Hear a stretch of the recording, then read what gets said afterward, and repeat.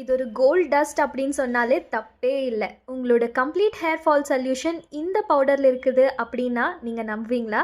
வாங்க எப்படி பண்ணுறதுன்னு பார்க்கலாம். ஃபர்ஸ்ட் கருவேப்பிலை நல்லா இந்த மாதிரி உதிர்ச்சி நல்லா க்ளீன் பண்ணி வச்சுக்கோங்க. ரெண்டு மாதிரி பண்ணலாம். இதை வந்து ஃபர்ஸ்ட் ட்ரை ரோஸ்ட் பண்ணி அந்த மாதிரி கூட பண்ணலாம், இல்லைனா வெயில் இருந்துச்சுன்னா நல்லா காய வச்சு பவுடர் கூட பண்ணிக்கலாம்.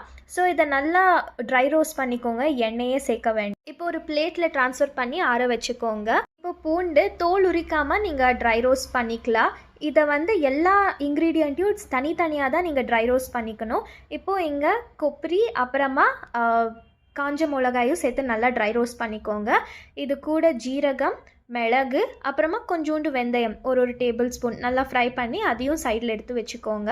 இது கூட கொஞ்சம் பெருங்காயம், தேவையான அளவு உப்பு சேர்த்து நல்லா ஃபைன் பவுடர் கூட நீங்கள் பண்ணிக்கலாம், இல்லைனா என்ன மாதிரி கொஞ்சம் கொரப்பாக நீங்கள் அரைச்சிக்கலாம். இதை வந்து ஒரு கொஞ்சோண்டு எடுத்துகிட்டு தேங்காய் எண்ணெய் சேர்த்து ரைஸ் கூட சாப்பிடலாம், இல்லைனா மோர் கூட நீங்கள் மிக்ஸ் பண்ணி கூட நீங்கள் சாப்பிடலாம். இதை வந்து ஒரு 1 மந்த் கூட நீங்கள் ஸ்டோர் பண்ணிக்கலாம். இதை ஆர்டர் பண்ணணுன்னா கண்டிப்பாக எனக்கு டிஎம் பண்ணுங்கள். பாய்.